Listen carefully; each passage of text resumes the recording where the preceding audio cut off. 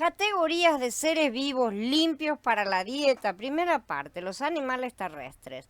El capítulo 11 de Vallicra habla de 5 categorías de animales. Las bestias, que separa entre domésticas y salvajes, los animales acuáticos, o sea, los animales que viven en el agua, los animales voladores, entre los cuales se incluye el murciélago, los insectos, los animales que se arrastran, es decir, los reptiles. Todo animal que se arrastra es inmundo, pero en las otras 4 categorías, algunos animales son limpios y otros son inmundos. Consideremos ahora las 4 categorías de seres vivos que son limpios en cuanto a la dieta. Animales terrestres. Yahweh habló a Moshe y Aarón diciéndoles, háblenle así al pueblo israelita. Estas son las criaturas que ustedes pueden comer de entre todos los animales de la tierra. En el Pasuk 1, nosotros vemos que Yahweh está hablando tanto para Moshe como para Aarón. Y él les dice que ellos deben enseñar a Israel lo que él está a punto de pronunciar. La primera instrucción importante de Elohim es que Israel puede comer libremente criaturas vivientes. Este es un gran punto, ¿no es cierto?, para tener en cuenta, porque esta es la primera vez que Yahweh les estaba dando una lista de exactamente cuáles animales ellos podían comer con su bendición. Esto puede considerarse un avance en cuanto que les da este conocimiento, ¿no es cierto?, porque antes no lo había dado. De cualquier manera, cuando salen del arca, recordamos que le fue dado al ser humano comer de todo animal, pero no había ningún tipo de impedimento de comer de unos u otros en ese momento. Y ya había la distinción de puros e impuros porque Noah hizo sacrificios separando los puros de los impuros, de manera que el concepto ya existía, pero los hombres podían comer de todo hasta el día en que Yahweh separó a su. Esta es la primera vez que él da la lista. Los hombres sí habían estado comiendo carne, pero nunca había habido límites en las especies de animales que podían comer, aparte del límite de no comer sangre, que sí es mencionado a Noah. En el principio, las criaturas vivientes, o sea, los animales, ¿no es cierto?, debían ser compañía para la humanidad. Después de la caída, ellos debían ser matados y usados estrictamente para propósitos de sacrificio a Yahweh, para que la humanidad pudiera expiar por sus pecados con la sangre del animal. Después del diluvio, Elohim le dijo a Noah cómo un animal debía de ser apropiadamente matado y cómo se lo debían comer, pero no especificó algunos animales como aceptables y otros como fuera de límites comestibles. Sin embargo, repetimos, el concepto ya estaba ahí presente, pero no aparece ninguna indicación de que estuviera indicando cuáles podían comer o cuáles no. A pesar de que había una separación entre inmundos y puros, aparentemente todo el mundo podía comer de cualquiera, o la gente se abstendría por sí misma. Elohim bendijo a Noah y a sus hijos, diciéndoles: sean fecundos y multiplíquense y llenen la tierra. Todas las bestias de la tierra y todas las aves del cielo les temerán y los respetarán a ustedes. Todo lo que ocupa la tierra y todos los peces del mar quedan bajo su autoridad. Toda criatura que vive les servirá de alimento, al igual que la hierba verde, les daré todo esto. Sin embargo, no deben comer carne con su vida, su sangre en ella. Esto está en el capítulo 9 de Bereshit. Pero ahora, en Vallicra 11, el Adón estaba limitando a su pueblo a la ingesta de determinados animales y prohibiendo otros. La palabra hebrea para criatura viviente es hayat, un término muy genérico para cualquier clase de criatura viviente que solo excluye la vegetación, ¿sí? Pero el primer grupo de criaturas vivientes de las cuales el hombre puede matar y comer son en hebreo behemoth. Behemoth implica 2 características: animales de la tierra, al contrario de criaturas del mar, no evidentemente, o animales que vuelan, y dentro de estos animales que son o pueden ser domesticados. Sabemos que tenemos estos animales en estado salvaje también, pero eso no quiere decir que no sean pasibles de ser domesticados. Y así nos referimos a las reses, las ovejas, las cabras, sobre todo, ¿no es cierto?, que eran los animales más comunes en aquella época. Nosotros vamos a ver que Yahweh le va a mostrar al hombre que ellos pueden matar y comer animales que habitan en 3 esferas diferentes de la tierra, o sea, 3 diferentes clases de ambientes: agua, aire y tierra. Y esto tiene mucho significado espiritual, el cual vamos a discutir un poco más tarde. Entonces, los behemoth, ¿sí?, los animales de la tierra que Israel puede libremente matar y comer, son declarados puros. ¿Por qué esos son puros y los otros no lo son? Por ahora, la idea principal a la cual debemos poner atención es que los mismos son puros porque Elohim los escogió para que fuesen puros y aptos para consumo. Pero percibamos esto: no fue hasta que el Adón eligió, dividió y separó a Israel de otras naciones que el mundo llegó a estar dividido en 2 grupos distintos con diferente estatus: las naciones comunes o gentiles, como quieran llamarlas, y el pueblo Kadosh, santo, separado.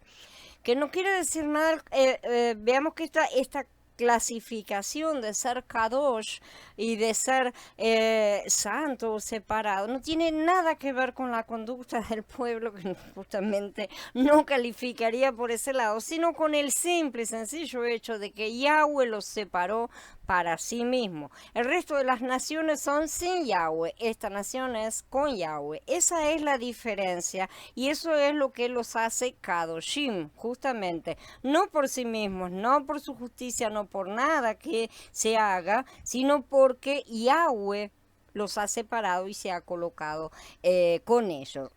Pero percibamos estos entonces. Yahweh toma a su pueblo entonces y lo separa. Y entonces este acto lo santifica. Eso es lo mismo que declarar, tomar un animal, sacarlo del rebaño y entregarlo al sacerdote para que sea ofrecido en sacrificio. Una vez que se entrega y se lo consagra para el sacrificio, ese animal ahora pertenece a Yahweh y ese acto lo santifica también. Ahora es Kadosh, es un animal completamente santo. Así también entonces él toma los animales y los separa en puros e impuros, unos pocos adecuados para alimento y sacrificio y el resto no adecuados. Entendamos, hasta el momento de la separación no había nada de diferente entre los hombres comunes y los israelitas. Estaban todos juntos viviendo en Egipto, ¿no es cierto? Inclusive después de haber sido separados, podemos decir que aparentemente, mirando con nuestros ojos carnales, ¿no es cierto?, siguen siendo exactamente iguales, porque la gente que salió de Egipto y que andaba caminando por el desierto eran las mismas personas, vamos a decir, y sus comportamientos tampoco habían variado demasiado, ¿no? Entonces, parecería a simple vista que no hubiera habido ningún tipo de cambio, ni física ni espiritualmente. El único cambio es que en el plano espiritual Yahweh los separó para sí mismos. Todas las personas que estaban en la tierra estaban en el mismo estatus ante los ojos de Elohim, pero una vez que Elohim toma a Israel y los separa como su pueblo escogido y los redime, de repente él establece una diferencia. Acá hay una cosa diferente. Así también les da sus leyes para que la diferencia pueda también ser visualizada en el plano material, para que la gente del mundo y ellos mismos pudieran ver la diferencia entre pertenecer a Elohim o no pertenecer, como el resto de las naciones. En el plano espiritual no había problema. Pero en plano material, aquí en la tierra, había que mostrarlo, exteriorizarlo de alguna forma. Yahweh los estaba separando para sí mismo y eso era claro en el plano espiritual, pero acá no. En el plano espiritual todos los seres espirituales estaban viendo lo que Yahweh estaba haciendo, ¿sí? Pero en el plano físico no había nada que hiciera ver esto. Entonces, lo que Yahweh necesitaba era que el pueblo comenzara a adquirir un comportamiento kadosh, ¿sí? Simplemente por obedecer las leyes que él les diera. Entonces ya vimos que él entrega la Dabar, también entrega sus Mishpatim y ahora da un paso más allá en cuanto a la forma de vida del pueblo. Estas leyes dietéticas no eran solo para el sacerdocio, eran para todo el pueblo. Estas eran un medio visible para que Israel discerniera cuál de las muchas clases de behemoth era prueba para usar como alimento. O sea, tenía que aprender a obedecer en un montón de cosas. Todas estas reglas eran prácticas. Todo animal que tenga pezuñas partidas, con divisiones en las pezuñas y que rumie, de esos pueden comer, dice el Pasuk 3. La característica física número 1 entonces es que un behemoth aceptado tiene que tener la pezuña dividida. ¿Sí? La característica física número 2 es que tiene que rumiar. Así que bueno, ¿qué es una pezuña dividida? Vamos a empezar. Básicamente quiere decir que la pezuña está dividida de tal manera que en algún punto está separada completamente en dos partes. No puede estar medio cosida, digamos, ¿no? O que tenga un punto y otro punto de... No, tiene que estar completamente separada. Como si fueran dos dedos, pero estamos hablando de los cascos. No estamos hablando de dedos literales. Hay animales que tienen dedos. Muchos animales, como los caballos, tienen pezuñas o cascos que se dividen en una parte, pero no se separan, ¿sí? No se separan completamente. El caballo esos son dedos realmente que se han cubierto, ¿no es cierto?, de como que es el mismo material de nuestras uñas, solo que mucho más endurecido y mucho más fuerte. Entonces, al frente y atrás no se han separado los cascos del caballo para formar dos piezas separadas. Es una única pieza. Por lo tanto, los caballos tienen pezuñas que no están separadas y son considerados no aptos para comer. En la manera bíblica de hablar, ellos son impuros.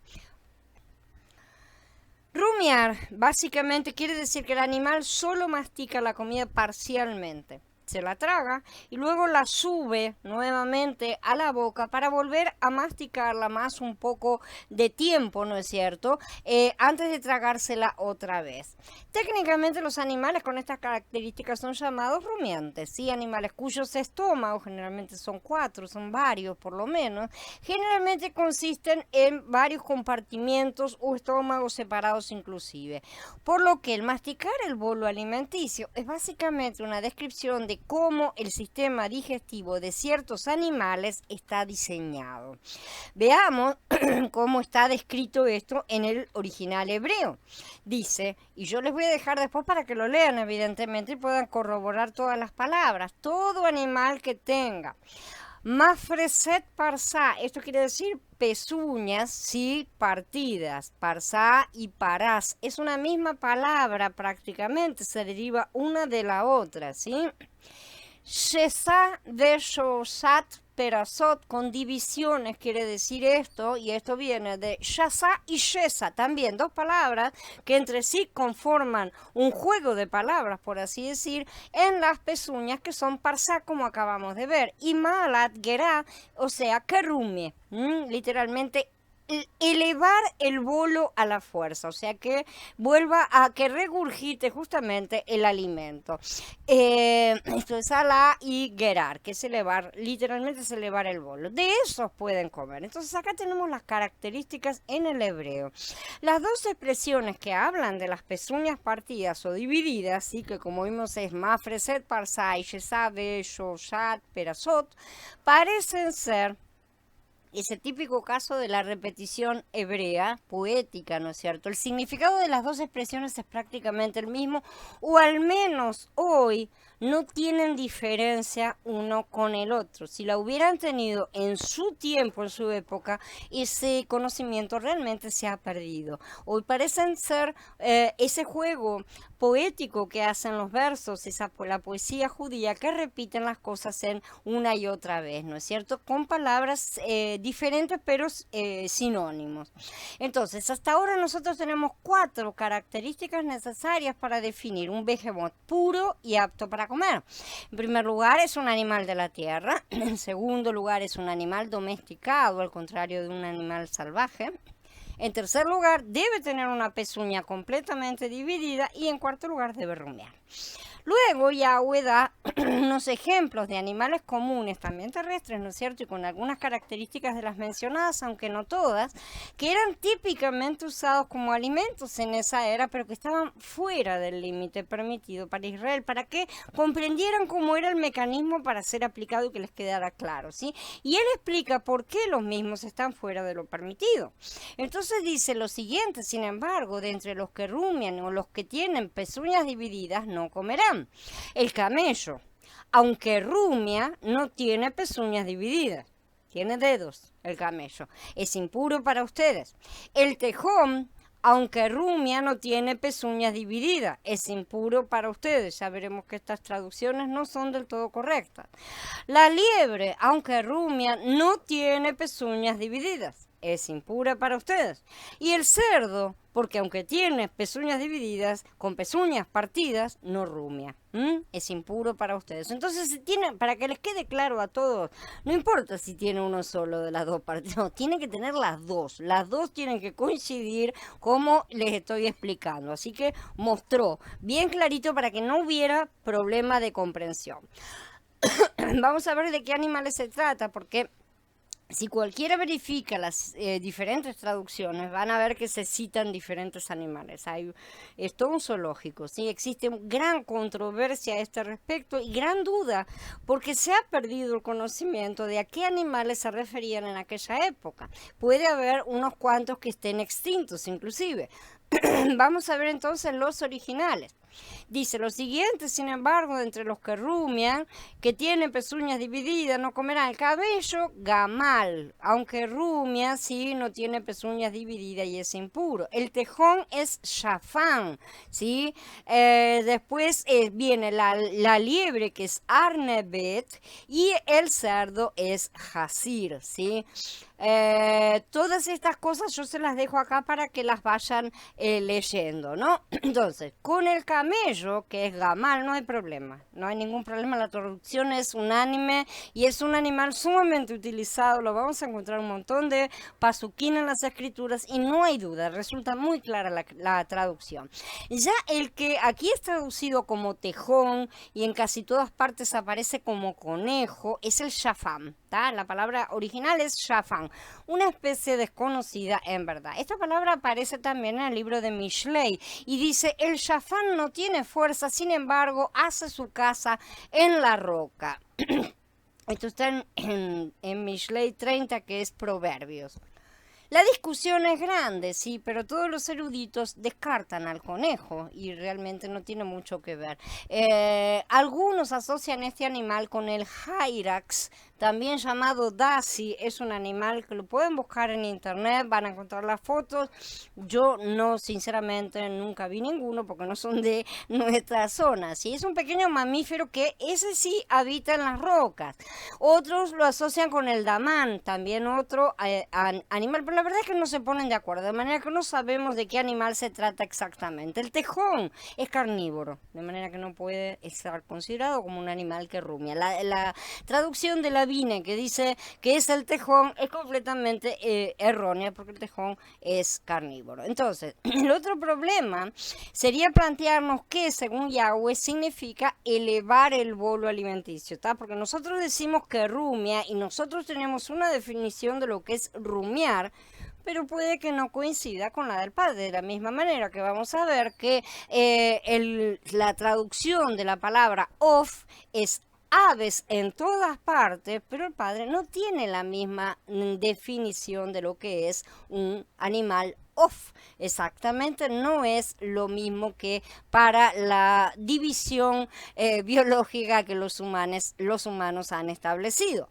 Entonces, por ejemplo, acá tenemos que Vallicra coloca al murciélago entre los animales alados, ¿sí? Que como son traducidos, ¿sabe? Como estaba diciendo, en vez de animales que vuelan, que sería mucho más correcto, sirve para ridicularizar una vez más al creador, ¿no es cierto? Ciertamente el murciélago es un animal que vuela. De esa manera, Yahweh lo coloca junto con otros animales que vuelan. esa es la división que Yahweh ha establecido para estos animales, ¿sí? Que casualmente el hombre llama aves, bueno, pero deja fuera los otros. El hombre no los clasifica porque tengan o no alas, ¿sí? Tampoco podemos llamarlos como animales que vuelen, ¿no es cierto? Tal vez la soberbia humana deba rebajarse a tirar a la basura sus divisiones según su mente limitada y debamos aprender a aceptar las cosas como Yahweh las coloca. Realmente, al final de cuentas, es el creador, ¿no es cierto?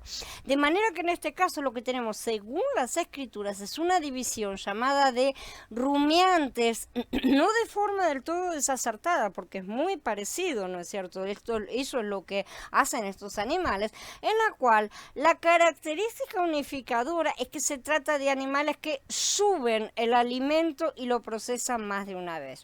Según los biólogos, conejos y liebres no rumian. De hecho, su proceso es bastante diferente y mucho menos limpio. Porque vuelven a ingerir el producto que ha pasado por sus intestinos, o sea, lo sacan completamente hacia afuera, lo vuelven a ingerir y vuelven a procesarlo.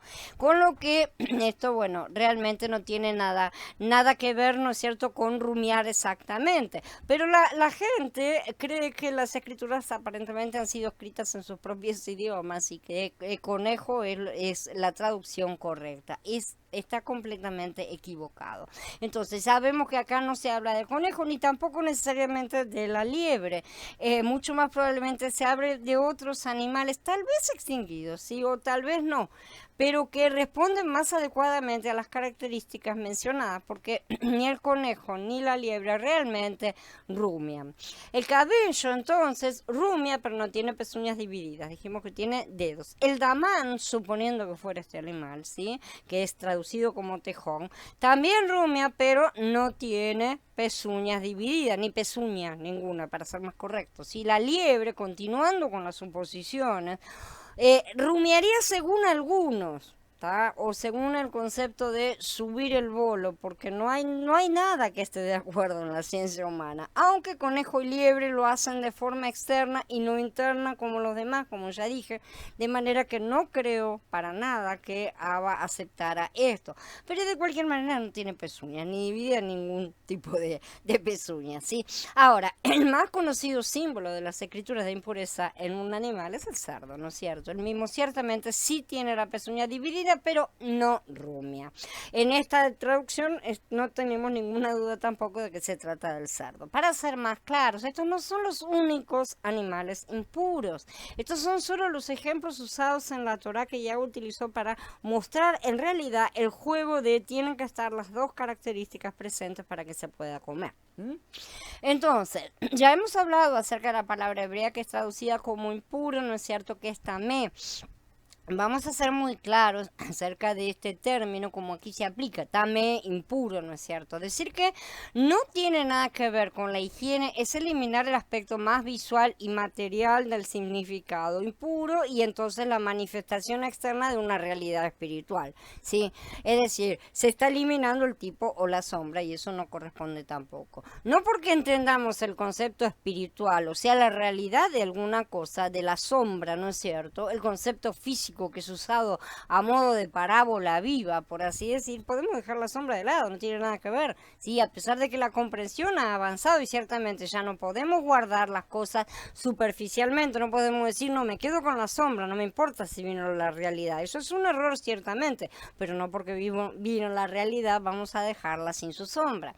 El concepto de pureza es paralelo al de limpieza. Sí, una cosa pura es también una cosa limpia y lo opuesto es por supuesto válido también. Un vaso de agua de río es impuro porque está contaminado, de la misma manera que una persona que tiene pecado es impura. Entonces muchos no se dan cuenta de que las cosas de este mundo han sido creadas para enseñarnos verdades espirituales superiores. Generalmente someten las cosas espirituales a las materiales, cuando es exactamente al revés. Realmente el asunto de los animales puros e impuros no es una cosa únicamente espiritual, sino también material, así como el vaso de agua citado. No porque hayamos alcanzado la comprensión de que un vaso de agua simbolice la pureza y con agua sucia simbolice la impureza, ahora podemos beber el agua contaminada sin consecuencias. Es ridículo y sin embargo la gente, los cristianos sobre todo, insisten en que ahora que entendemos la realidad de las cosas, podemos comer animales que sean impuros sin ningún tipo de consecuencia. En cuanto a los animales, no se trata de inmundicia en lo que respecta a la suciedad en sí del animal, porque realmente bastaría lavarlos, ¿sí? Bastaría higienizar al animal antes de comerlo, que se realiza, y comerlo sin problema. Así que esto es en cuanto a la genética propia del animal. Esta separación viene, como ya dijimos, desde antes del diluvio, ¿sí? Y probablemente tenga que ver con las cruzas demoníacas que los vigilantes y sus hijos realizaron, como se narra en el libro de Hanoch. Esta higiene externa, entonces, tiene que ver con una pureza espiritual de los animales, que por supuesto no pasa por su espíritu, porque no tienen, sino por su genética. Una alteración genética modificaría nuestro ADN, tanto físico como espiritual. Esto no quiere decir, repito, que el cerdo sea un animal sucio. Repito, la higiene de los animales depende de sus dueños, no tiene nada que ver con ese asunto, sino que es impuro genéticamente. Vamos a ver que existe una cierta agrupación que puede darnos pautas a este respecto, que puede mostrarnos esos patrones de los cuales hablamos, ¿no es cierto? De cuáles son los puros y los que no. Y veremos que ningún carnívoro es considerado puro. Muchos dicen que esto no está especificado, pero hay tantas cosas que no lo están en las escrituras literalmente. Todas las profecías que Yahshua cumplió no lo citaban por nombre, ¿no es cierto? Porque si no, no habría discusiones hoy. No necesitamos que nos diga a qué persona apuntaba, nos basta ver quién las ha cumplido para conocer su nombre. De la misma manera, no necesitamos que se nos diga específicamente que los carnívoros son impuros. Podemos deducirlo del simple hecho que los carnívoros y carroñeros, sobre todo, no son aceptados, ¿sí? Y esto depende muy probablemente, justo, ya que estamos hablando de cómo se come, del tipo de alimentación que ellos tienen, ya que hemos dicho muchas veces que somos lo que comemos. Si a Mashiach le interesa que nosotros lo comamos a él, el hecho de que un animal coma carroña evidentemente afectará si yo como a ese animal con la constitución interna de órganos con la que ha estado viviendo, digamos, ya que si si yo como carroña a mí me contamina, si el animal come carroña a él lo contamina, si yo como un animal que está contaminado me contamino también. Es tan simple como una lógica lineal acá bien sencillita, ¿no es cierto? Entonces, estos animales que matan y comen con sangre además, porque ellos no saben discernir eso, ¿no? Y comen carroña despedazadas, dos cosas prohibidas expresamente a los creyentes, evidentemente no pueden ser considerados alimento apto. Insistiendo en este punto de que somos lo que comemos, recordemos que hemos hablado de esto acerca de alimentarnos de Mashiach, como él mismo nos ordenó. Mashiach es todo lo que debe ser nuestro alimento. Por lo tanto, es lógico deducir que los animales que podemos comer tienen una cierta semejanza espiritual, por así decir, con nuestro Adón. Son mansos, son herbívoros, son sumisos, son pacíficos y son obedientes, ¿sí? A pesar de que sabemos que, por ejemplo, algunos de estos animales son grandes y tienen mucha fuerza, como el toro, inclusive los carneros grandes y demás, son animales sumisos y que son obedientes en la mayor parte, ¿no es cierto? No hay problema. De manera que no tenemos por qué ver a un Elohim arbitrario declarando cosas puras o impuras, esta es pura, esta es impura, al tatetisi, solo para divertirse. La incongruencia humana y la ignorancia humana no pueden ser la medida que determina las razones del Creador. No comerán de su carne ni tocarán sus cadáveres, son impuros para ustedes. El Pasuk 8 nos da otro pedazo importante de información. Yahweh nos instruye que los animales impuros no pueden ser consumidos, pero también que un israelita no puede tocar siquiera la carcasa de uno, ¿sí? Lo que esto significa es que por si alguna razón uno tropieza con un animal muerto o tiene que matar a uno con algún propósito, algo sucede, ¿no es cierto? Uno va a quedar impuro. Pero quede claro que como vamos a encontrar un poquito más adelante, si no hay prohibición en contra de tocar un animal vivo que sea impuro. Justamente, ellos tenían camellos, ellos tenían asnos, ellos trabajaban con estos animales y no había ningún problema. O sea, los israelitas podían tener esos animales, pero solo si se les moría alguno, ahí quedaban impuros por haberlos tocado. Y esto es temporal también. Por lo tanto, trasladado nosotros, porque sé que preguntan cada cosa, podemos tener mascotas, y gatos, perros y hasta reptiles o roedores, como tienen muchos, ¿no es cierto? No es problema, no es prohibido y no deja a nadie impuro, ¿sí?